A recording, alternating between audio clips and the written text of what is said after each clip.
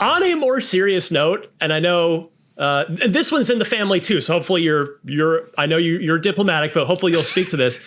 This one's on behalf of Miranda Sanchez, who of course loves Gears of War more than anything else.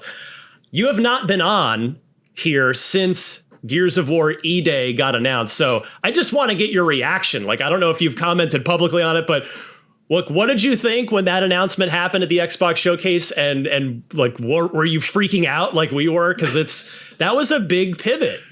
Yeah, it was a big pivot, and no, I was super excited. I mean, it's a little surreal to have something come out about Gears that I haven't been involved in. Like, I spent 15 years with Gears of War, and basically every game that was made, like I think there's like 9 or 10 total. Like I've been involved in all of them, and so the idea that there was something coming out that I had nothing to do with, it was really interesting to be able to see it as a fan, and I kind of thought they were going to do what my plan was when I was there, which is like let's go to Gears 6, and I have a plan for Gears 6, and then so to see it come back as a prequel for E-Day, it was like, oh, that's really smart, and there's a lot of really cool things they can do with that. And one of the things we talked about when we did Gears of War on the 360 back in for Gears 1, there was always that question, like we did it sort of in a cinematic, but it was this question like, why didn't you explore E-Day more? Like, why wasn't that seems like a big pivotal moment?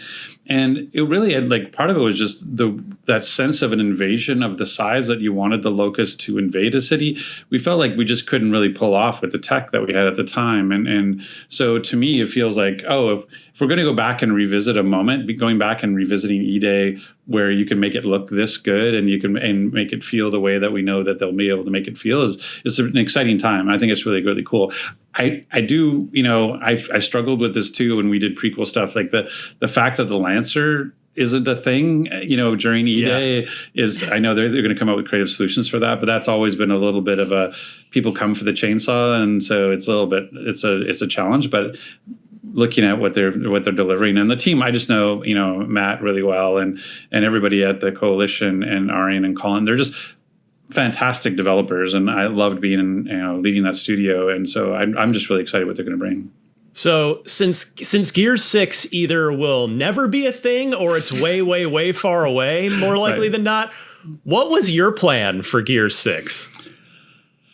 Oh, I don't know if I should say. I think it was really, I think that at the highest level, probably this safest way, I was just getting us off Sarah. So Gears 6 was to leave Sarah. Yeah. And so that was something we were building to. If you watch the story, if you pay attention to the story, like in Gears 5, you kind of come across the UIR sort of rocket technology and that kind of stuff. And we were sort of laying the seeds and the groundwork that by taking over this UIR territory, we've also kind of inherited their space program.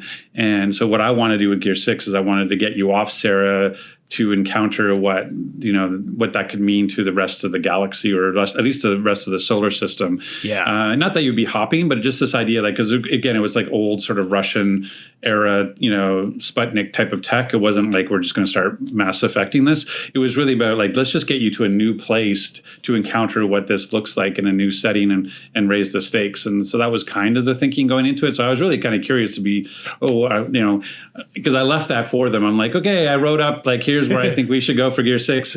Good luck, have fun. But then it was like, oh no, they threw that all away and into something completely cool, which is the prologue, which I think is an awesome idea, and it's looking amazing.